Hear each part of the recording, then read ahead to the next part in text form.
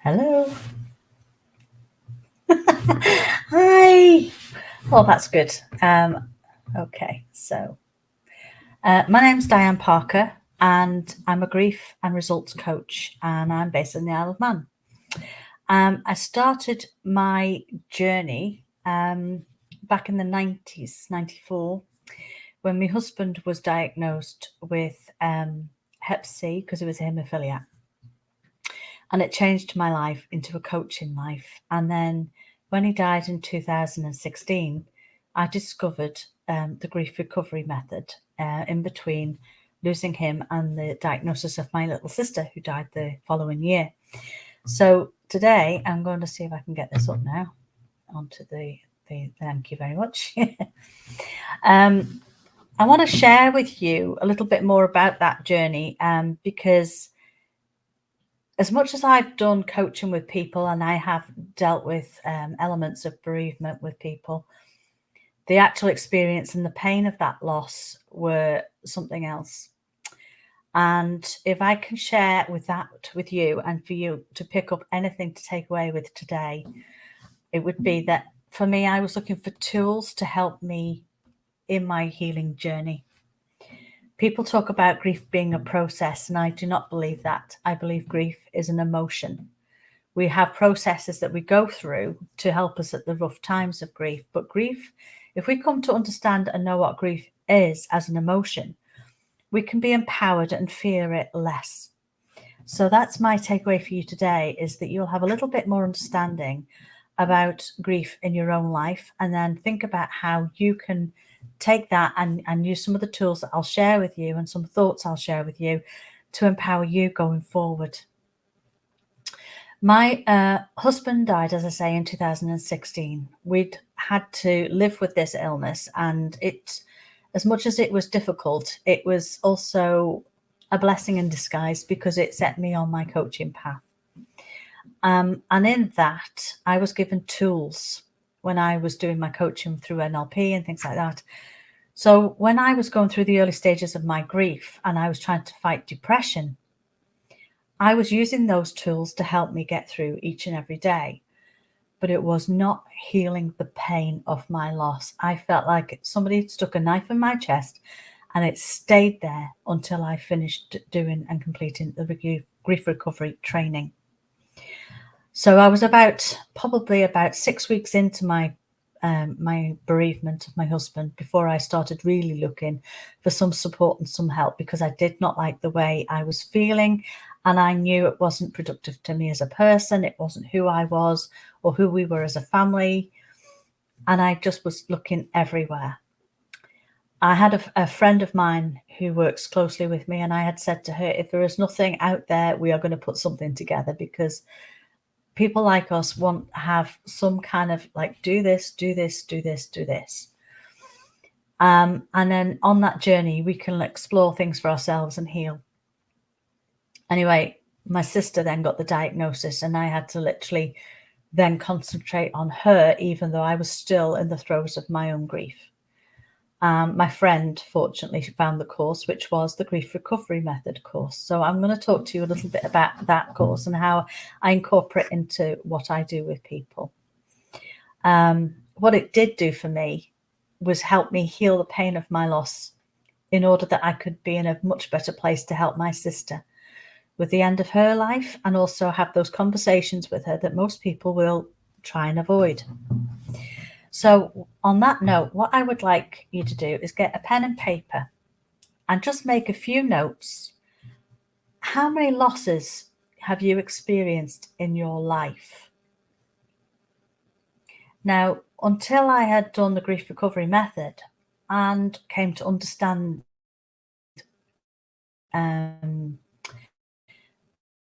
this in a much more broader way, we have times in our lives when something will happen and we can feel like yucky. We can't even put a word to it because we're just off. And I've come to learn that the way I explain it to my clients is that when you look at the scale of happiness, you don't just roll around laughing at something. You start with, oh yeah, that's quite funny, or oh yeah, yeah, I get that. Now that's funny.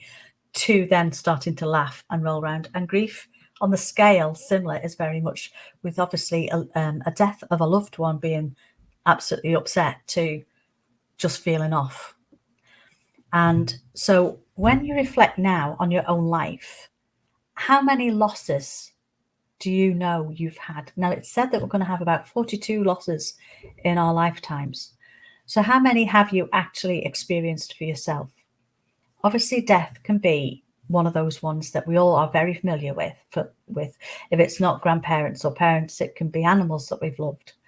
But the thing is, there's a lot of people that have never even experienced that.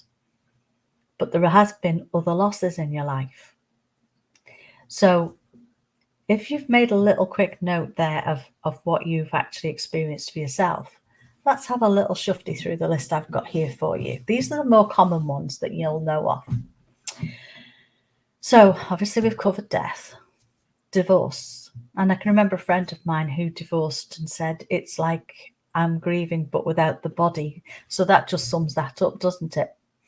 Because grief is defined as when we have an end of a familiar pattern of behavior.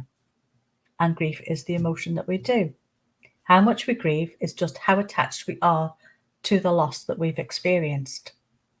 Again, coming back to that scale, so you understand what that means, is how attached you are to the loss is how much you will actually have that emotion. Another thing too with relationships that fail and divorce, we'll come back to those ones on my next slide. But there's elements of what we have been taught or not taught to do with expressing grief that can have an effect on all of these aspects in our lives and have an impact throughout. Moving's another one. People don't really think about moving home as something that they're grieving, but if you've been in a house and you've had a family in it and you've grown up in it and then you move out of it, as much as you might be looking forward to where you're going to, there's also an element of leaving behind those feelings, even though you take them with you. But you know what I mean? That is the end of that period of your life in that home. You can have the same if you're moving from, across state, if you're listening in America, or in the case where I'm in the Isle of Man, people come here to work from the UK and they're leaving their friends and their family behind to come and set up over here. So while they may be excited to set up over here, they're leaving their friends behind. I can still remember too, moving up from primary school to high school, where you go from that little clique of people that's been around you, it's in your primary school, to being spread out in all the different classes in your high school. And that feeling of loss as I was sitting in that classroom on the very first day in high school looking around for a familiar face. So it can affect us in lots of little subtle ways in life, but that was the feeling. I was grieving the friends that I had grown up with. Finances. Well, we know that they can be a bit of a roller coaster in of themselves, and people get money, they lose money, people gamble. There's all sorts of things that go on around loss and finances, and that can be a little bit more relatable. But did you know at the point that you're grieving the loss of those finances? Just throwing it out there. Then we can talk about health. Well, we've talked about that and touched on it with my husband and his health. We went through a very stressful time when we were told that diagnosis, because they were told at the time there was nothing more that could be done for you. So we had to do what we could do to help the situation, which was to decide to not live our lives in fear, to make plans if anything happened, and get on with living our lives. But it took us 2 years to get to that point. It wasn't an easy ride at all, but we managed to do it. So if you've got issues around your health, then that there's an element of not being as fit as you were, and you're grieving. Pets. Now this one, some people don't think, who have no relationship with pets, that this comes under the category of, they just maybe think, what's wrong with you? It's just a cat or a dog. When those of you that may have followed me before know how important my dog Ruby is to me, and how much she's been a part of my healing journey after my husband. So it's going to be very much floodgates when she decides that she's no longer going to be here. So pets can be just as equally as important to us as people. And then there's careers. There's a lot of people that are made redundant, picked redundancy. They still leave friends behind when when they choose it. And then there's retirement, especially if somebody's had a high level job and all of a sudden they're just left to get on with life, and they're used to a team and work in a team, and there they are just floating adrift, as they say, in retirement. And that can be actually very painful. It can be a very painful loss for them, and fitting into finding what they can do in life can be quite challenging for them. And so we're coming to, just talk about again that grief, just to remind you, is it's just an emotion that we all do. And if we could understand that, it would empower you to know that, as opposed to something that you're trying to shove back down inside of you. Because you keep pushing down, and that lid of that box called grief, you put your foot in it, you've got your grandparents in there, you've got all the dogs in there and cats that you've loved and lost, and that lid really wants to shoot off. And then you might lose somebody like I do with my husband, and it came off. And so if we can open up and have these conversations, like the opportunity of this whole weekend is given to everybody to explore grief. It really should be taught in schools, this, to open up and talk about this, so that you can get tools, get the know-how to cope with these things when they arrive in our lives, because they are going to come. So as I've said about the attachment to whatever you've lost will depend on how much you will grieve. Let's move along now to myths and beliefs about grief. Now, we learn most of these from our parents because we're not taught it. So unless somebody has been good enough to sit down and have a conversation with you as a child, these things can become very, very difficult things in your adult life. And so when people start to have a conversation with you about somebody that's died, and I had a few very strange ones, this is the sort of thing that they might just say to you. Okay, so they say, don't feel sad. What else are you supposed to do? You just lost somebody you love, and then somebody's telling you not to be sad. What they're actually saying is, I can't actually stand to see you in this way. Please cheer up. I can't cope. Because that's about them and not you. So if you start to find yourself sort of, okay, I'll change the way I'm thinking, you're just pushing stuff back in your box. So let's not do that. If you feel sad, know that it's okay. It's normal. It's where you're supposed to be. Replace the loss. Okay, so let's talk about this one.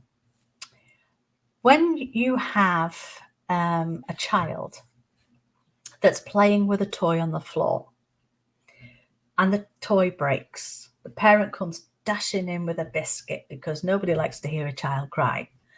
Here, this will make you feel better. And so the child will take the biscuit. The higher authority has told the child that this will make you feel better. And so you start eating the biscuit. You feel different, but you don't feel better.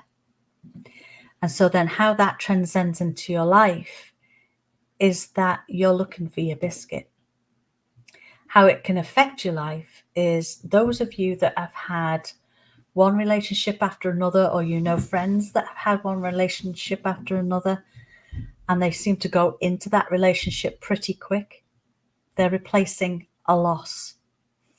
And we all know that that's not a great way to be. And if a divorced person can, they possibly have had an affair before they've left the person because they don't even want to go into feeling any pain. So they're replacing the person before they move on.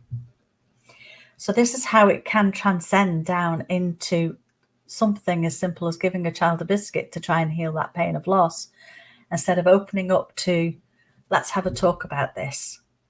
Now, if any of you have had children, you know that if you actually leave them, they will just grieve and finish that process and move on to the next toy because you've allowed it to be. So just, if you've got children, stop and think about that for the next time. The other thing is too about the animals. And this is another big one.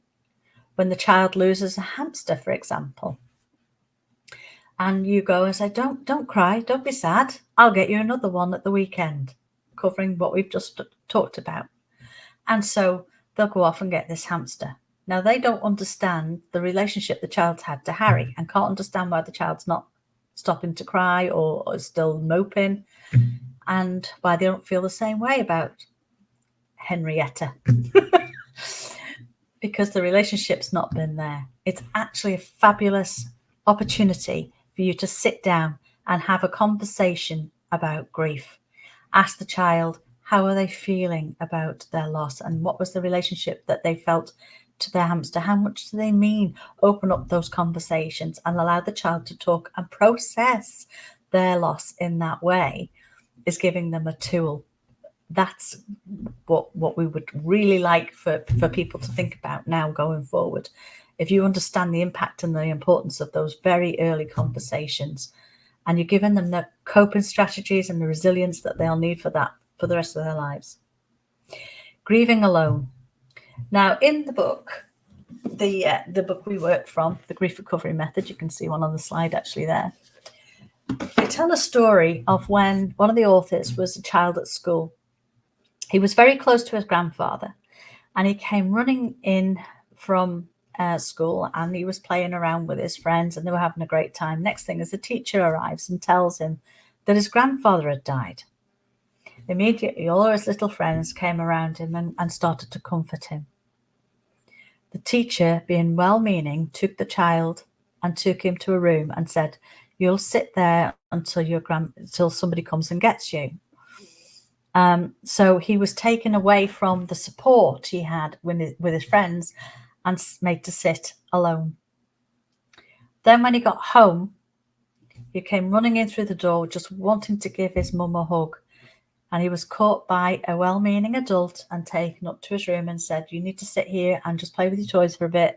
Mummy's just a bit busy at the moment." And all he wanted to do was give his mum a hug. So again, he was being shown that what you do when you're grieving is to be alone. So when it comes to how you yourself process that aspect, I personally, if I'm feeling sad, I will just let it go, because that's just who I am. I don't take myself necessarily away from anybody to do that. I did have to remove myself from the dog because she kept howling at me. She did not like to see me howling. So I would have to do and take myself away. So if you do feel that you need to have that space to allow yourself to cry, then that's fine. But please don't stay there. because it can lead to other things that might become an issue for you going forward, and that's not what any of us want. Let somebody know perhaps that you're going to go and have a good cry, and they can keep an ear out. And then, you know, if they feel that, you know, maybe you need to just check on you and make sure you're okay, that would be really, really a kind thing to do. But try not to grieve alone all the time, because it will just spiral you into depression. So if you can learn how to manage that, that would be really a useful tool for you.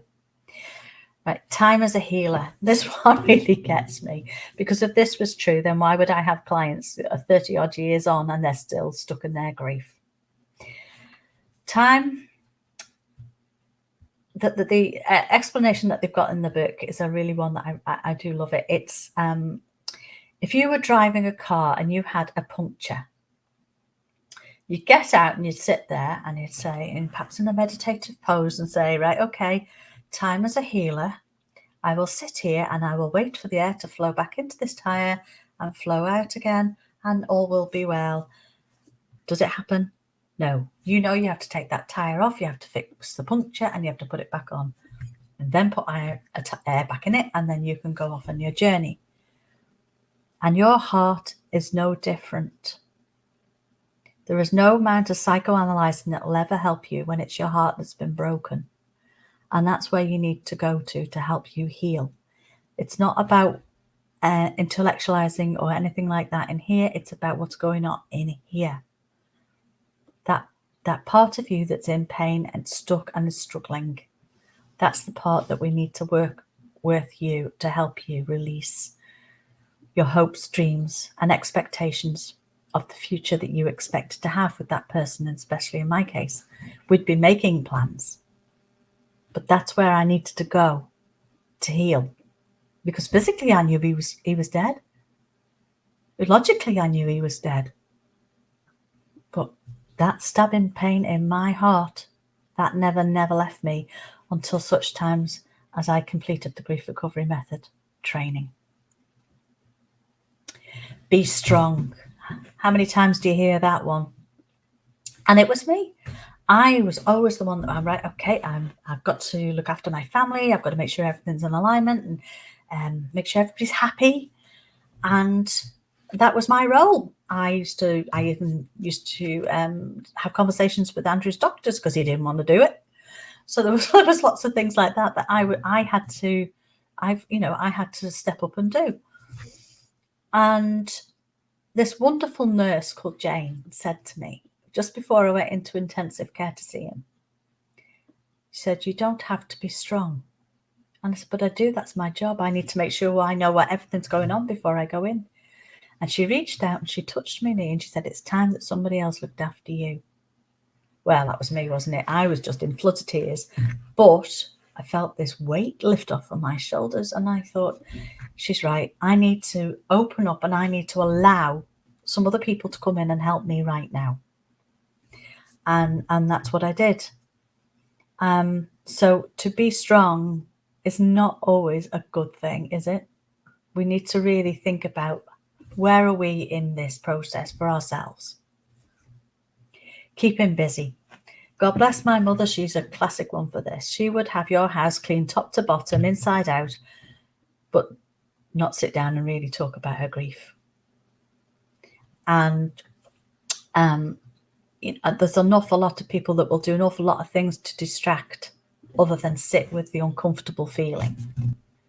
The distraction techniques. I'm sure you've come across them. And as you think about that, how it goes through your life, that you will know when you've been doing it as well, won't you? Okay. And then we've got Academy Award recovery. That's when people are going, I'm fine. I'm okay. Don't worry about me. I'm absolutely fine. It's absolutely fine. Taking it in my stride. I know what I'm doing. It's fine. Or you have the ones that will go out on the town partying and they're thinking, wow, she's really bounced back. She's really recovered from this. And it's just an act. I had one friend, bless her, that had a relationship that ended badly. And the next thing is she's doing bungee jumping and throwing herself off rocks and abseiling and stuff like this. just like to get that adrenaline going, I suppose. But she was just, and you could just see you're going to crash any minute. And sure enough, she did, bless her, because you cannot, instead of facing the grief and just putting up this wall, I'm okay. Don't you worry about me. I'm absolutely fine. Biggest fib you'll ever tell yourself. So when I do the program with people and I coach them through all of this, we're looking very much deeper at the language that we use and the things that we say to ourselves that keep ourselves stuck where we are, and what is said to us, because we can have some really crazy things said to us with the best will in the world. I did have somebody say to me, well, you're young enough to marry again. He's only gone 3 weeks, and somebody had actually thought it was okay to say that. I was like, really? Did you just say that? Or he's in a better place. No, the better place is here with me. But we all just sit there and go, yes, yes. Or we'll have that where people will actually say, well, how are you feeling? And I remember thinking, oh, fabulous. Somebody's actually asking me how I'm feeling. And I got about 2 minutes before they changed the subject because they realized I was telling them how I was feeling, and they weren't ready for that. So when I teach people the course, I'm teaching them these things, these tools and skills to help them, not just with their own loss, but also how to deal it with other people and how to help other people know what to say. I'll come on to that in a moment. So, okay, guilt. That is the common one, isn't it? Oh, I feel guilty because I wasn't there. Perhaps the person's bereaved. You weren't there at the actual moment of his death or her death, and you're holding on to that guilt, that feeling of guilt. So again, it comes down to the language and how that word is used. Guilt means to imply harm. So unless you put the pillow over the person's head, and therefore you are, obviously you're be involved with the police and everything, because you should be guilty. You've caused a murder. But otherwise, why are you feeling guilty? Is it really guilt? Or do you need to look beyond that? Well, I never got round to having that conversation with them. I never got round to telling them how much they mean to me. I wish I had done or said something. I wish I'd known more. I never knew he was that ill. And the feeling that those people have got is guilt. Now, it's just one of those words that we know that has been bandied around, but we really need to think about how we're using these words in this language, because that will keep you stuck. If you're going to stay in that space of saying you're guilty about something, you will stay stuck. So I work very hard at breaking that down with people and getting them to get to the reality of it, that they're not guilty, they just feel stuck or they feel sad. Academy Award recovery, we've covered. And that's what people tend to do, as I've mentioned. They tend to intellectualize the subject, or they start to talk about other things than your loss. They've come to see you, but they want to tell you that Betty up the road's had it far worse than you. You should be feeling a bit better about yourself now. She lost her husband when she was only 24. You're 52. What are you worried about? Come on. People will do this. What they will do is they will compare. You are a unique person living a unique life, and you need to unlearn how to compare yourself to anybody else, because we're taught that in schools, aren't we? You go and do your first spelling test, and your mum says, "How did you do?" Oh, right, okay, only 6 out of 10, and that's not very good, is it? How did Susie do? Oh, she got 8 out of 10, did she? So automatically, these little things that we have gone through life are teaching us to compare ourselves to other people. You're unique. Don't compare yourself to anybody else. If you want to do anything like sport-wise, that's exactly what they do, isn't it? You look to see how you came, first, second, or third, or in my case, usually last. but it might be a PB for me. And that's what matters, is how I'm showing up, how I'm taking part in these things.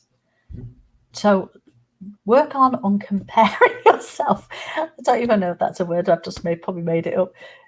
But try not to compare. It will keep you stuck as well. And just because, the relationships that people have been completely different. So just because somebody else is further along and seem to be bouncing around and they're not quite in the same stuck place as you, doesn't mean to say even that they've moved on. It just means perhaps they've healed their pain. And that was a unique journey they had with that person. And now they've got a new person in their lives. But they're completely different relationships. STIRBs. Oh, my fun subject, STIRBs. Short-term energy relieving behaviours, the things that we can do to try and make ourselves feel better. Now, when Andrew died, he was in Liverpool, which is on what we call the mainland from our little island. And so on the weeks running up to this, my sister-in-law and my children and my brother-in-law came over, and we would have a meal out of a night because we had to eat, and it would be accompanied by a glass or two of red wine. Now, most often it would be maybe just a glass or two at the weekend for me, and that would be it. But this was going on every night. And then when he died, it continued. And then when I came back to the island, we had to wait for him to come about a week later because they had to bring the body over in a different way. But it continued. And people were bringing me bottles. They were bringing me cakes. They were bringing me all sorts of things. And I was just drinking it. I was even thinking, this doesn't make me feel the way it used to. I used to get like a hug from my little red wine, and I used to love that. It wasn't doing anything. And yet I was still drinking it, desperately trying to feel that hug. Then there was one Saturday night, probably about 3 weeks in to me doing this when I was back on the island. So about 5 after losing him, there was a Saturday night. I remember I was reclined and I was watching a movie for the first time, starting to feel like I could laugh again at something. And I realised there was like a voice that just sort of said, "What are you doing?" And suddenly I was brought into my awareness that I had then just opened my second bottle of wine. Shocked by thinking I heard something, but realising what I was doing, I put the cap back on and I shoved it back in the cupboard and I said, right, that's it. I'm not drinking anything else again unless my girlfriends are around. And that's what I did to break that pattern. But you can easily see how that could have escalated into something far serious had I not had that in my awareness. So these things are called short-term energy relieving behaviours because we'd start to do them to try and make ourselves feel better. But there is also that worry that it might end up being a long-term one. People might overeat. They may stop eating. They may start exercising. They may start running on a treadmill and keep going like they're never going to stop. They could be getting lost in a fantasy on the TV so that they don't have to think about anything. So this is how the different things that people do to try and comfort themselves at that time. So I don't know if you can relate to any of that, but yeah, it was, when I think back, it was quite oh gosh, because it just wasn't who I was as a person at the time. So of course that brings us to, what to say to somebody when you're approaching somebody that has had a bereavement. Starting this conversation off can always be a bit tricky, but if you come to listen to that person, that will be the biggest gift you'll ever give them. What to say is, well, what happened? Can you tell me a little bit about it? And allow that conversation to open up. And know your job isn't to make them feel better, but you will help that if you can just not interrupt and just let them talk openly about how they're feeling right now and what's been going on. I can't imagine how painful, devastating, heartbreaking that has been for you. It's the truth, isn't it? Because you don't know. Because as I've said, we're all on unique journeys. So think about what this is just like little ideas to start a conversation off that you can have with somebody. But then once they start, just let them talk. You do not need to fix them. You will give them the comfort that they're looking for by giving them the space to just share. Okay? So never say, I know how you're feeling, because as I've explained to you, we're all unique and you don't. Or everything will be okay.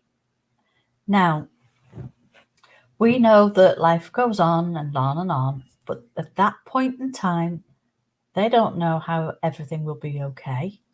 And it'll take them maybe a long time on doing this kind of work to get to that place where they know that they will be, because they'll be in a different space with the grief, having done the work and on their pain of loss. They will start to feel different about that.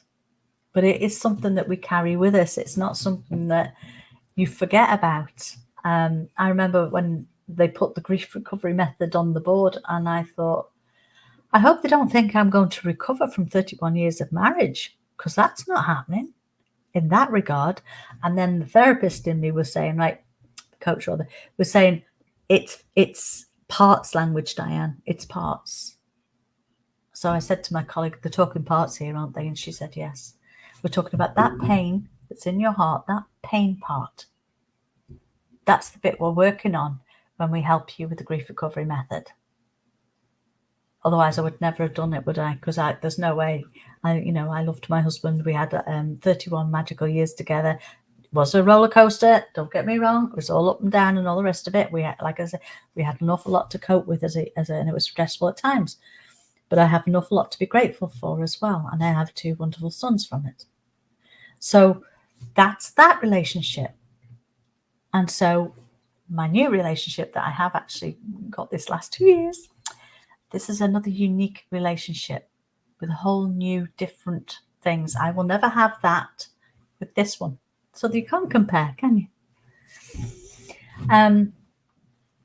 So by saying that everything will be okay, never say that, I know how you feel, or everything will be okay, or anything that reinforces a myth that we've just touched on before. I don't feel sad, because that's exactly where they are going to be, and that could just, have them thinking, well, what am I supposed to be doing then? And they can be very offended by it, to be fair. And then so anything that's about you and not them, because that can be another distraction that you're trying to do to get them to shift from their pain of loss. It's all coming from a loving place. You want the best for these people. You love them. That's why you're there. That's why you've showed up. And just think about what I said about the distraction with the biscuit and the child. That's where this is coming into it as well. You're trying to distract them from where they're at and trying to cheer them up, because that's what friends do, cheer each other up. There is times when you just need to be the friend that sits there and listens and supports that way, and even ask them, what do they need? What do they want you to do? Especially if it's in the first throes of a bereavement. Because one of the things that you can't really do is string a sentence together. The dopamine that's dropped down in your brain to help the shock be absorbed by the body, we've got a fabulous body, puts us in another space and time to everything else that's going on around us. We have pockets and moments of clarity, and we need a lot of power naps. But it's great when you've got somebody that comes in and says, what can I do to help you? What do you need? And know that you can tell that person what you need. Open up to that and allow that to happen. So that is me. These are the common questions that I'm asked. What is the grief recovery program?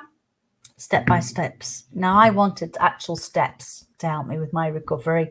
So that's why this worked well for me. I didn't want to sit and wallow in this grief. I didn't like the energy that was there with grief.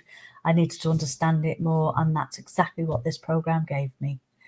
The times of the programs is generally 6 sessions, but I usually offer it in 8 because I do coaching alongside of it. And when is the right time to start a program is basically when you're ready. Unlike crews that want you to have about 6 months before you start anything, and then they just help you with the listening. I wanted something pretty soon after. Like I said, I was looking about 6 weeks afterwards. So it's when it's right for you, and that's the most important thing. And then when I've talked with people about it before, there's been this concern too that in doing the program, it'll be all consuming, and they'll have to give up the rest of their lives for the next 6 weeks while they do the program. And that's not what it's about. We try to work it in with the busy lives that everybody lives, so that you can get the best out of it and read the books and things that and do everything and ask the questions that you might have. So I'll just go over and see if anybody's got any comments. Let's have a wee look here.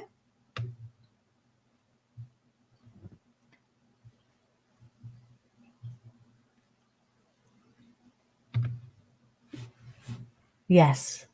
Hi, Ada. Yeah, moving from a lifetime home is very emotional. It certainly is. I'm back in my marital home, funnily enough, but I did leave it for a short period of time because my youngest son was moving in with his. He was expecting a family, but it didn't work out for him. So I kind of moved out, and then I've come back in again. And I think I needed to do that. I think I would have found life where I'm at now very difficult had I not had that short break. And I've come back in now, and I'm making it my own again. I'm making it a different house for me to live in. So I can't see that there's any other questions right now.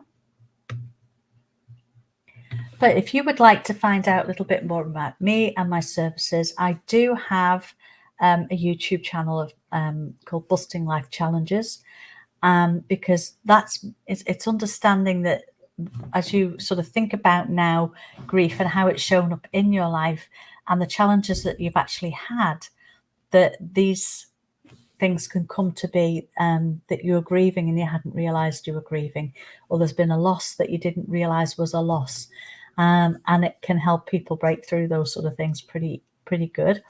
I've got a podcast channel, Busting Life Challenges, as well. You'll find some information on there. I've talked to an awful lot of people around the subject of suicide, and that's going to be the subject matter of some of the podcasts going forward, but also coaching and how important that is in our lives. And if these conversations can be started a lot sooner with a lot more people, I think we would find, you know, it would kind of balance things out a wee bit more for us, I think, to face these things rather than try and push them under the carpet. Hi Dee, thank you. You're welcome. I'm glad you enjoyed it. And so I will hand back to the studio if there's no more questions for me at this point. I can't see anything in the comments. If anybody's got any questions that's watching, drop it into the chat, and then I can I'll answer it for you. But apart from that, I want to thank you all so much for joining me today. I hope you've managed to find something that you could take away with you going forward. Like I say, you can get in touch with me, or my website is www.lifeafterlotiom.com. And I would love to have a chat with anybody that has any questions, who wants to do it perhaps a little bit more privately. It's a very personal subject, but as with most people that are showing up this weekend to help you, we want to make this something that everybody will talk about and open up to, and not fear in the conversations going forward. So thank you very much. Oh, thank you, Bob. That's great, that Dee. Thank you so much for letting me know that. So and I wish everybody that's taking part in this conference the very best of luck. I will be popping in and listening to a lot of them over the weekend, and I can't wait. Thank you to everybody that's put this on for us, and for you to learn more about your grief. But for now, I think that is me. I think I will go back to the studio. Thanks very much.